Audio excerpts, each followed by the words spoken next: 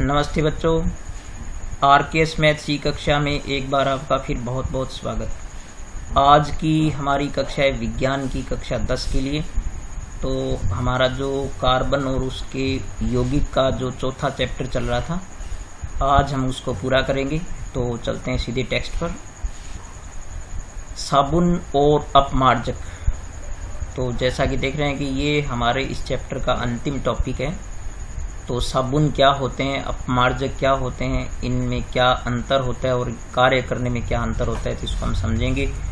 तो सबसे पहले हम देखते हैं कि साबुन क्या होते हैं। तो हमने जो है वो खाद्य तेलों का नाम सुना है, या हमने बहुत देखे हैं खाद्य तेल जो है वो जो बीजों से प्राप्त होते हैं। तो खाद्य तेल होते हैं जो बीजों से प्राप्त होते हैं, जैसे अपने इनको बोलते हैं खाद्य तेल। तो खाद्य तेल जो होते हैं, जो आप ये लिख सकते हैं कि बीजों से प्राप्त होने वाले तेल जो होते हैं वो होते हैं खाद्य तेल। तो आप देख सकते हैं कि जैसे सरसों का तेल या मूंगफली का तेल या अरंडी का तेल, तो लगभग सभी प्रकार के खाद्य तेलों से साबुन बनाई जा सकती है। तो विशेषकर अरंडी के तेल से जो साबुन बनता है, तो जो खाद्य तेल होते हैं वो उच्च वसा अम्ल होते हैं, उनको बोलते हैं उच्च वसा अम्ल। और ये जो उच्च वसा अम्ल होते हैं, ये कार्बोक्सिलिक अम्लों के जो है वो उच्च हाइड्रोकार्बन होते हैं।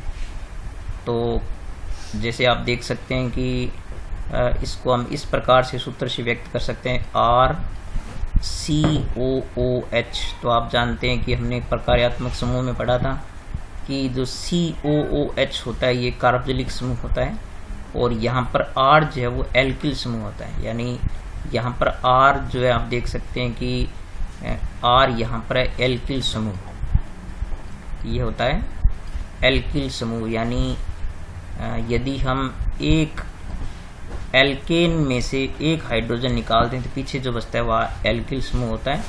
तो ये जो एल्किल समूह, इसमें कार्बन जो है कम से कम 15 परमाणु या उससे अधिक वाले होते हैं। तो यहाँ पर जो कार्बन की संख्या इसमें एल्किल समूह में रहेगी वो 15 या इससे अधिक, C15 से अधिक वाले जो रहते हैं इसके अंदर। तो ये कुछ वसा अम्ल या जो खाद्य तेलों से प्राप्त अम्ल होते हैं। तो इस प्रकार से जो ये खाद्य तेल होते हैं, जब हम इनको सोडियम या पोटेशियम हाइड्रोक्साइड के साथ इनकी अभिक्रिया कराई जाती है तो साबुन बनते हैं। तो आप इसको इस अभिक्रिया से यूं देख सकते हैं कि जो हमारे पास RCOOH है, ठीक है, इसको जब हम सोडियम हाइड्रोक्साइड से अभिक्रिया कराएंगे या कास्टिक सोडे से अभिक्रिया कराएंगे, तो आप ये देखेंगे कि यहाँ पर जो ये H है उसका स्थान ये Na ले लेगा, तो ये बनेगा RCOONA, और प्लस में ये OH और एक ये जो H है मिलकर के क्या बना लेंगे, H2O बना लेंगे। तो इस प्रकार से जो ये अणु बना है ये होता है साबुन, ठीक है, इसको बोलते हैं साबुन। तो इस प्रकार से उच्च वसा अम्लों से सोडियम या पोटेशियम हाइड्रोक्साइड से अभिक्रिया करने को हम साबुनीकरण कहते हैं, ठीक है। साबुन बनाने की जो प्रक्रिया है उसको क्या बोलते हैं, साबुनीकरण कहते हैं। तो ये होता है साबुन का सूत्र। तो इसको भी आप याद रखें अच्छी तरह। तो इस प्रकार साबुन, आपने देखा कि साबुन जो है वो उच्च वसा अम्लों के जो है वो सोडियम या पोटेशियम लवण होते हैं। आप यहाँ देख सकते हैं ये सोडियम लवण हो गया। तो यदि हम कास्टिक पोटास भी लेकर के यहाँ पर हम इसको बना सकते हैं जो KOH होता है। अब हम देखेंगे कि साबुन जो है वो उसमें कपड़े धोने की प्रक्रिया कैसे होती है, या वो मैल को कैसे अलग करता है, उसको हम देखते हैं। तो साबुन जो कैसे क्रिया करती है इसको जानते हैं सबसे पहले। तो इसको जानने के लिए सबसे पहले हमें RCOONA को समझना होगा। तो हम ये देखते हैं कि यहाँ पर इसको दो भागों में हम बांट सकते हैं। तो इस अणु में जो आप देख सकते हैं कि ये जो भाग है, ये वाला भाग जो शुरुआती भाग है, ये वाला, ये होता है कार्बनिक, ठीक है। ये हिस्सा जो इसका कार्बनिक होता है, और ये जो हिस्सा इसका ये वाला है, ये हो गया अकार्बनिक। ठीक है, तो जब इसको साबुन को पानी में घोलते हैं तो आप जानते हैं कि जो कार्बनिक भाग होता है, कार्बनिक जो है वो जल के प्रति जो है वो सुग्राही नहीं होता है, तो इसको बोलते हैं जल विरागी हो गया, और ये जल रागी, क्योंकि जो आयनिक यौगिक होते हैं वो सारे जल में विलय होते हैं। तो ये वाला हिस्सा जो होता है इसका कार्बनिक वाला, ये होता है जल रागी, ये जल के प्रति सुग्राही होता है, जिसको बोलते हैं जल रागी, यानी जल में घुलनशील होता है। और ये इसको बोलते हैं जल विरागी। तो जब साबुन को पानी में घोला जाता है तो आप देख सकते हैं कि ये जो जल विरागी हिस्सा होता है ये पानी में नहीं घुला रहना चाहता, तो ये बाहर रहना चाहता है। और ये जो इसका हिस्सा होता है RCONA का, जो Na वाला कार्बनिक है, ये जल के प्रति सुग्राही होता है, तो ये जल में बना रहता है। तो इस प्रकार से इसके आयनीकरण के बाद जो है इसके दो हिस्से बन जाते हैं। इस प्रकार से आप इसको देख सकते हैं RCOO, और साथ में क्या हो जाता है, ये यहाँ पर ये माइनस बन जाता है और ये बन जाता है प्लस वाला, तो ये दो हिस्से बन जाते हैं यहाँ पर। तो ये हो गया जल विरागी और ये हो गया जल रागी हिस्सा। अभी हम देखते हैं कि ये कैसे कपड़े धोने की प्रक्रिया जो कैसे होती है। तो यहाँ पर आप इसको समझना होगा कि हमने देख लिया कि ये जो इसका अणु है वो इस प्रकार से पानी में घोलने पर जो इसका आयनीकरण हो जाता है। तो अब आप देख सकते हैं कि ये जो यहाँ पर आपको दिखाई दे रहा है ये Na वाला हिस्सा, ये वाला हिस्सा यहाँ पर है, और इसका जो ये इस प्रकार से ये जो स्प्रिंग्स आपको दिखाई दे रहा है ये हो गया इसका कार्बनिक वाला हिस्सा। ठीक है, ये RCOONA वाला ये है। और यहाँ पर आप जो देख सकते हैं ये हो गया मैल। तो यहाँ पर जैसे तेल की बूंद का मतलब हो गया, यहाँ पर जो भी मैल होता है या जो गंदगी लगी होती है कपड़ों पर, तो ये हो गया मैल। तो क्या होता है कि ज़्यादातर जो अशुद्धियाँ होती है कपड़ों पर लगती है या मैल लगता है वो ज़्यादातर तेलीय ही होता है जो चिपक जाता है। और वो तेलीय जितने भी पदार्थ होते हैं वो जो है वो जल के प्रति विरागी होते हैं, जल में घुलनशील नहीं होते हैं। ठीक है, तो जो कार्बनिक पदार्थ है ये वाला, ये क्या करता है कि जब हम कपड़े को भिगो देते हैं तो कपड़े को भिगोने के बाद उसमें जब साबुन लगाया जाता है कपड़े पर, तो इस प्रकार से ये वाला अणु जो आपको दिखाई दे रहा है, तो ये वाला हिस्सा जो है वो किस पर अटैक करता है, ये वाला हिस्सा अटैक करता है मैल पर। आप देख सकते हैं कि ये वाला हिस्सा जो है किस पर अटैक करता है, मैल या गंदगी या तेल लगा हुआ उस पर अटैक करता है, और ये वाला सिरा जो है बाहर रहता है। ठीक है, ये वाला सिरा बाहर रहता है। तो इस प्रकार से ये जो इस प्रकार से कार्बनिक हिस्से जो है वो सारे इस मेल पर आक्रमण करते हैं और इसको अपने अंदर घोल लेते हैं। तो अपने अंदर घोल लेने के बाद ये कपड़े से हट जाता है, और चूंकि ये सिरा जो आयनिक वाला जो Na वाला हिस्सा ये बाहर रहता है, तो इसको ये कपड़े से बाहर खींच लाता है। और फिर क्या होता है कि आप जानते हैं कि चूंकि ये हिस्सा जो है वो और ये वाला वो जल में बना रहना चाहता है जो Na वाला होता है, और ये जल से बाहर आना चाहता है। तो इस प्रकार से वो मैल को कपड़े से अलग करके और पानी की सतह पर ले आता है, जिसको अपने तलछट बोलते हैं या जो मैल बोलते हैं इस प्रकार से। तो इस प्रकार आप देख सकते हैं कि जो तैलीय अशुद्धि होती है या जो मैल होता है कपड़े का किस प्रकार से अलग होता है। इसको अपने चित्र की सहायता से और देखते हैं। मैं आपको आगे की प्रक्रिया समझाने के लिए कुछ चित्रों पर ले चलता हूँ। इससे पहले जो है वो हम आगे की प्रक्रिया समझने से पहले हम देखते हैं कि ये जो संरचना एक बन गई है, ठीक है, तो इसमें आपको मैं यहाँ लिख के भी बता देता हूँ कि इसमें जो ये RCOONA, ठीक है, ये वाला हिस्सा Na आपको बाहर दिखाई दे रहा है, और ये जो स्प्रिंग नुमा है ये हो गया RCONA। तो ये सभी इस प्रकार से हैं। तो इस प्रकार से जब ये मैल पर इस गंदगी पर जब आक्रमण करते हैं तो ये जो संरचना बनी है इसको बोलते हैं मिसेल। ठीक है, तो इस प्रकार की बहुत सारे मिसेल के अणु जो है वो साबुन को पानी में घोलने पर, कपड़े में जो गीला करने के बाद घोलने पर इस प्रकार के बहुत सारे मिसेल के अणु बन जाते हैं, और इस प्रकार से एक इमल्सन का निर्माण हो जाता है। ठीक है, तो इमल्सन का मतलब है कि आप देख सकते हैं कि जब हम साबुन को पानी में घोल देते हैं तो वो चिकना सा एक जो है द्रव बन जाता है, तो ये कहलाता है, चिकना जो द्रव बन गया वो कहलाता है इमल्सन। ठीक है, तो ये इमल्सन जो है वो उसमें बहुत सारे मिसेल होते हैं, और ये जो इमल्सन बनता है उसमें जो ये अणु होते हैं मिसेल के, ये जो कोलाइडी सॉल्यूशन के रूप में रहते हैं।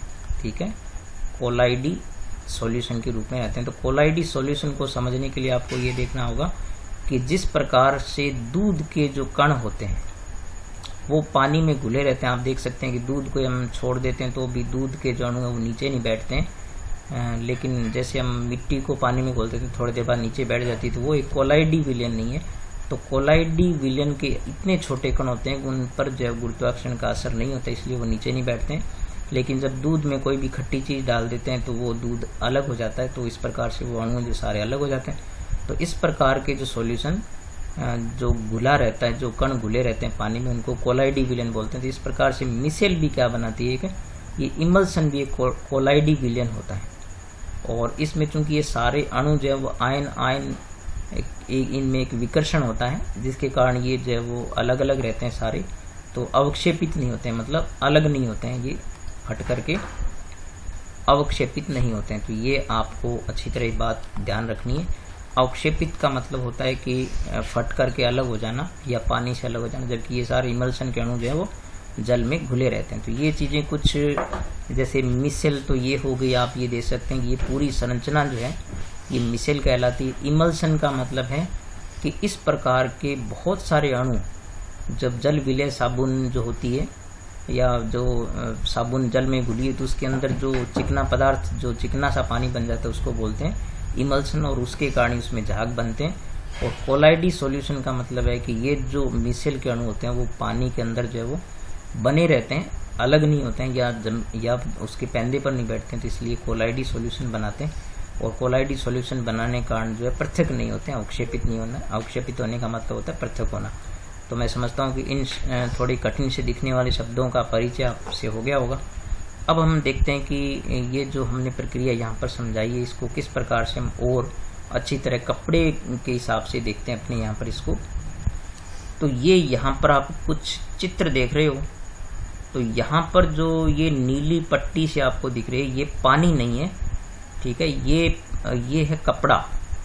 तो आप यहाँ पर ये देख सकते हैं, इसको आप लिख सकते हैं कि ये कपड़ा है, ठीक है, ये कपड़े का कोई एक टुकड़ा दिखा है इस प्रकार से, यानी ये हो गया आपके पास कपड़ा। तो ये सारे जो आपको नीली पट्टियाँ दिख रही है ये सारे कपड़े के टुकड़े हैं।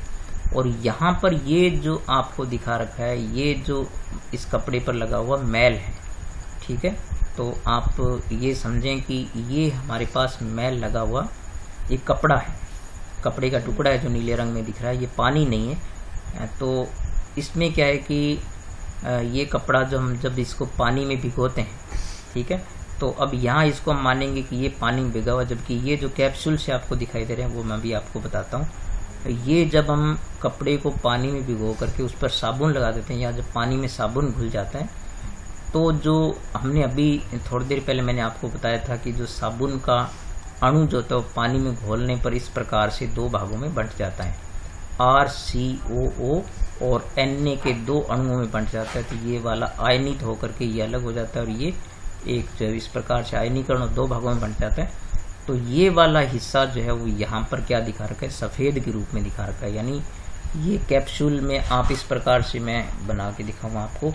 तो ये जो कैप्सूल यहाँ पर बनाया ना इस प्रकार से, तो इसमें एक तरफ से इसने क्या किया, इसको रंगीन कर दिया है और एक तरफ से इसको क्या रखा है, सफ़ेद रखा है। तो ये जो ये वाला हिस्सा है ये तो है आपका जो RCOO और ये वाला जो हिस्सा है ये है Na, ठीक है। तो यहाँ पर इसको हम लिख सकते हैं Na।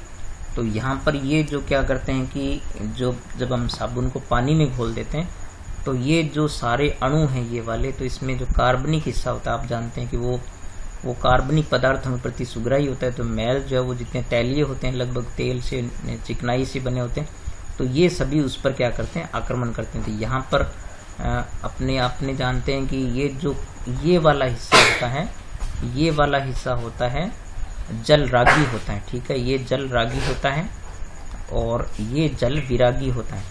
तो यहाँ पर जो ब्लैक वाला हिस्सा है इसको अपने कह सकते हैं जल रागी, ठीक है, यानी ये जो अणु है साबुन का उसका क्या हो गया, ये जल रागी हो गया। और ये वाला हिस्सा जो आप देख रहे हैं यहाँ पर सफेद वाला हो गया जल विरागी, ठीक है, जो कार्बनिक हिस्सा है वो।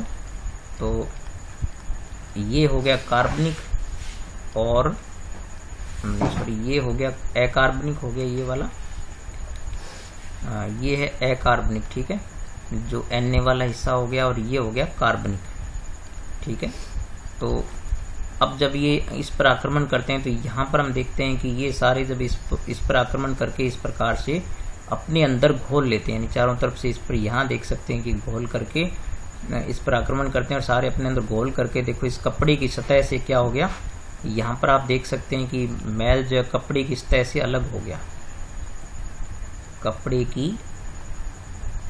सतह से जब अलग कर लिया इन्होंने, इन कार्बनिक अणुओं ने जो वो इस मैल को कपड़े की सतह से अलग कर लिया, और कपड़े की सतह से अलग करने के बाद अब ये आ गया पानी में। अब आप जानते हैं कि ये जो ब्लैक वाले हिस्से होते हैं वो सोडियम वाले होते हैं, तो ये इसको पानी में खींचते हैं, जबकि ये जो कार्बनिक वाले हिस्से हैं ये इसको क्या करते हैं, ये जल विरागी होते हैं, तो ये इसको खींच करके और पानी की सतह पर ले जाते हैं इस प्रकार से। जैसे ये मान लीजिए बाल्टी में भरा हुआ पानी है, जैसे ये बाल्टी है मान लीजिए, और ये पानी भरा हुआ है, तो ये इस प्रकार से मैल को अलग करके और पृष्ठ पर ले आएंगे, तो ये कार्बनिक वाले से इस प्रकार से तल छट के रूप में मैल जो अलग हो जाता है, ठीक है। और जब अपने इसको रिंच करते हैं या पानी में घोलते हैं, जब निचोड़ते हैं पानी में, शुद्ध पानी में, तो वो बिल्कुल पृथक हो करके अलग हो जाते हैं। तो इस प्रकार से जो है वो, और यहाँ पर ये मिसेल की संरचना फिर आपको दिखाई दे रही है यहाँ पर, तो ये मैल हो गया और इस पर ये कार्बनिक इसे सारे आक्रमण करके मिसेल बनाते हैं, और इस प्रकार से जो है वो इसको कपड़े को धोने में साबुन जब मदद करता है। तो ये इसमें कुछ शब्द आए, उनको गौर से सुनना, वीडियो को गौर से देखना। तो यहाँ पर आपने देखा कि साबुन जो होते हैं, यहाँ पर आप दो बातें याद रखें कि साबुन जो है वो क्या होते हैं, उच्च वसा अम्लों यानी जिनको कार्बोक्सिलिक अम्ल भी कहते हैं, के सोडियम या पोटेशियम लवण होते हैं, ठीक है, ये आप याद रखें। और जो अपमार्जक होते हैं, ठीक है, जिनको अपने डिटर्जेंट कहते हैं अपमार्जक, तो अपमार्जक जो है वो अपने इनको वैसे अपमार्जक कहते हैं, इसको इंग्लिश में डिटर्जेंट कहते हैं। तो वो डिटर्जेंट शब्द जो है वो ज़्यादा प्रचलित है। जैसे बाज़ार में सर्फ मिलता है, तो वो सारे जितने भी होते हैं, जो जैसे बहुत सारे प्रकार के जो सर्फ बाज़ार में मिलते हैं कपड़े धोने के लिए, पाउडर जो है वो कपड़े धोने का, तो ये सारे अपमार्जक होते हैं। तो ये अपमार्जक में और साबुन में क्या अंतर होता था? अपमार्जक होते हैं वो उच्च वसा अम्लों के क्या होते हैं, इनको आप याद रखें। ये बनते तो खाद्य तेलों से ये भी, तो ये होते हैं उच्च वसा अम्लों के सल्फोनिक लवण होते हैं, ठीक है, जो सल्फोनेट से बनते हैं, ये होते हैं सल्फोनिक लवण, ठीक है। और साबुन होते हैं सोडियम या पोटेशियम लवण होते हैं। तो ये दो अंतर आप याद रखें। अब हम देखते हैं कि साबुन जो है वो हर प्रकार के पानी में कार्य नहीं करता है, जबकि अपमार्जक सभी प्रकार के पानी में कार्य करता है। तो इसको हम समझते हैं कि ये किस प्रकार के कौन से पानी होंगे जिनके साथ ये कार्य नहीं करते हैं, वो क्यों नहीं करते हैं, उसका कारण क्या है। तो अब हमें इस चीज को समझना है कि साबुन भारी जल में कार्य नहीं करते। तो पहले तो जानते हैं कि भारी जल क्या होता है। तो भारी जल जो जैसे ट्यूबवेल का पानी होता है या जो अंडरग्राउंड वाटर होता है, कुएं वगैरह का पानी होता है, उसमें क्या होता है कि कैल्शियम या मैग्नीशियम के लवण होते हैं, ठीक है। तो जैसे जो नदियों का पानी होता है वो तो बरसात का पानी होता है, लेकिन जो ग्राउंड वाटर होता है उसमें कैल्शियम या मैग्नीशियम के लवण होते हैं। तो साबुन जो होते हैं चूंकि उच्च वसा अम्ल होते हैं, तो ये क्या करते हैं, कैल्शियम या मैग्नीशियम के साथ क्रिया करके, लवणों के साथ क्रिया करके और अघुलनशील यौगिक बना लेते हैं, ठीक है। जो जल में घुलनशील नहीं होते, अघुलनशील यौगिक बना लेते हैं, जिसके कारण से साबुन जो है वो इनसे क्रिया करके और अघुलनशील यौगिक बना करके अवक्षेपित हो जाता है। मतलब अपने ये कहते हैं कि साबुन फट गया, तो वो साबुन अलग जो है वो अलग हो जाता है, जिससे कि वो मैल धोने की या मैल को साफ करने की क्रिया को नहीं कर पाते। तो आप ये याद रखें कि साबुन जो होते हैं वो कैल्शियम या मैग्नीशियम लवणों के साथ क्रिया करके घुलनशील यौगिक बना लेते हैं, जिससे अवक्षेपित हो जाते हैं, अलग हो जाते हैं वो पानी से, और फिर जो है वो कपड़े साफ करने की प्रक्रिया को नहीं कर पाते हैं, मिशेल नहीं बना पाते हैं, इस कारण से सफाई नहीं कर पाते हैं। जबकि अपमार्जक या जो वॉशिंग पाउडर होते हैं जितने भी, तो ये क्या करते हैं कि ये चूंकि सल्फोनिक लवण होते हैं तो ये कैल्शियम या मैग्नीशियम के साथ अभिक्रिया नहीं करते, यानी ये कैल्शियम या मैग्नीशियम लवणों के साथ जो है वो से अभिक्रिया ये नहीं करते हैं। ठीक है, तो जब अभिक्रिया नहीं करते हैं तो ये कोई अघुलनशील यौगिक बनाते ही नहीं है। तो इस कारण से ये सभी प्रकार के पानी में, चाहे वो हमारे नहर का पानी हो, मतलब नदी का पानी हो, चाहे ग्राउंड वाटर हो, ये सभी प्रकार के पानी में कार्य करते हैं। और जबकि साबुन जो है वो केवल अपने नहर के पानी में कार्य करता है। तो इस प्रकार से ये कारण इसका आप याद रखेंगे। तो ये कुछ महत्वपूर्ण ये प्रश्न बनता था, इसको भी आप अच्छी तरह याद रखें। और बाकी साबुन क्या होता है और ये मैल को साफ करने की प्रक्रिया कैसे करता है, मिसेल क्या होते हैं, इमल्सन क्या होता है, ये सभी चीज़ें आप इसको गौर से आप पढ़ना इसको। और जितनी भी चीज़ें उनको आप गौर से सुना करो। मैंने आपको एक दिन पहले भी कहा था कि आपका जो ध्यान है, यानी आपकी नज़र जो है वो कर्सर पर होनी चाहिए। जैसे मेरा कर्सर यहाँ पर चल रहा है, तो आपकी नज़र कर्सर पर होनी चाहिए और आपके कान जो है मेरी आवाज़ पर होना चाहिए। तो आप बिल्कुल, आपको हर चीज़ समझ में आएगी। और ये मान लीजिए कि ब्लैक बोर्ड पर पढ़ाया जा रहा है, बस सिर्फ ये है कि इसमें पढ़ाने वाला शिक्षक नहीं दिखाई दे रहा है। बाकी ये प्रक्रिया बहुत ही आसान और बहुत ही अच्छी है। पूरा वीडियो गौर से सुना करें और देखा करें, स्किप नहीं किया करें केवल, क्योंकि स्किप करके आगे बढ़ जाएंगे तो यदि कुछ शब्द भी जो है वो छूट जाएंगे। तो विज्ञान एक ऐसा विषय है जिसमें आप एक भी शब्द को छोड़ या जोड़ नहीं सकते। तो छोड़ने या जोड़ने से वो बिल्कुल ही असंगत हो जाती है बात। तो आप गौर से सुना करें और ध्यान से पढ़ा करें इसको। तो मैंने ये चैप्टर जो है वो कुल इस वीडियो को मिला करके 10 वीडियो में पूरे किए हैं, ताकि आप हर चीज़ को गौर से समझ सकें। तो आप हर चीज़ को गौर से समझा करें, अच्छी तरह पढ़ाई करें। और अभी तक यदि आपने लाइक नहीं किया तो लाइक ज़रूर किया करें, कमेंट किया करें आप। अब मैं आपको इसके क्वेश्चन आंसर जो वो बता देता हूँ। एक बच्चों, ये जो चैप्टर पूरा होने के बाद आप हमेशा जो आपने क्या सीखा, ये जो चैप्टर के अंत में आपके सभी के लिए दे रखी है, तो इन चीज़ों को बहुत ही गौर से ज़रूर पढ़ा करो।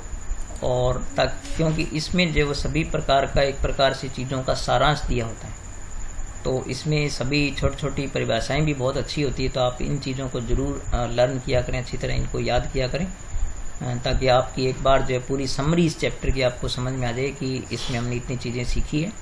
ठीक है, अब मैं आपको क्वेश्चन आंसर बताता हूँ इसके। तो ये जो यहाँ पर आप देख रहे हैं, ये इस चैप्टर के जो क्वेश्चन बीच में जो चैप्टर के दे रखे थे, जैसे पेज नंबर 68 पर दे रखे हैं, 76 पर दे रखे हैं, तो उनके आंसर यहाँ पर जो है वो दे रखे हैं। और ये बहुत ही छोटे छोटे अच्छे आंसर दे रखे हैं। तो आप यहाँ पर इनके आंसर देख सकते हैं। मैं धीरे धीरे स्क्रॉल कर देता हूँ। तो यदि आप पासबुक वगैरह में देख सकते हैं वैसे तो, लेकिन यदि आप देखा अगर इनको पढ़ करके ज़रूर, कि यदि आपके लिए वहाँ कई बार प्रश्नों के उत्तर लंबे दिए होते हैं, तो यहाँ पर जो NCERT ने खुद ये जारी की हुए क्वेश्चन आंसर हैं, तो ये काफ़ी आपके लिए विद्यार्थियों के हिसाब से बहुत आसान इनको बनाया गया है।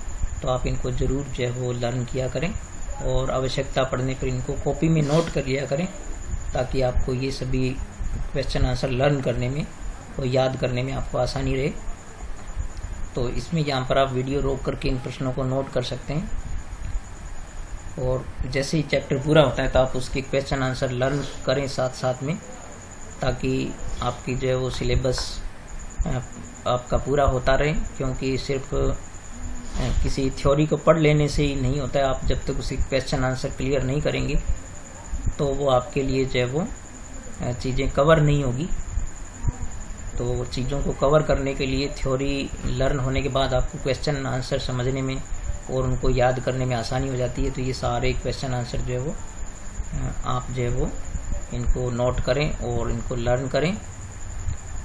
और यदि किसी प्रकार के क्वेश्चन की, और यदि आप देख सकते हैं चैप्टर के अंत में जितने क्वेश्चन दिए हैं, इनमें कोई प्रकार किसी टॉपिक में आपको प्रॉब्लम है तो आप कमेंट बॉक्स में लिख सकते हैं। मैं उस पर अलग से आप चाहो तो मैं वीडियो बना सकता हूं। लेकिन आपके कोई भी कमेंट आते हैं तो उस पर मैं ज़रूर जो है वो हमेशा देखता हूं और रिस्पॉन्ड भी करता हूं। तो इस प्रकार से ये कुछ अन्य महत्वपूर्ण भी दे रखे थे, तो इन चीज़ों का आप नोट रखें। तो ठीक है बच्चों, इसी के साथ हमारा जो चौथा चैप्टर पूरा होता है और रसायन विज्ञान का एक चैप्टर हमारे पास और है, जिसमें हम आवर्त सारणी को पढ़ेंगे। तो वो भी बहुत अच्छा चैप्टर है और मैं एक एक चीज़ आपके लिए बिल्कुल क्लियर करूँगा। तो ठीक है, मिलेंगे अगले वीडियो में, तब तक नमस्कार।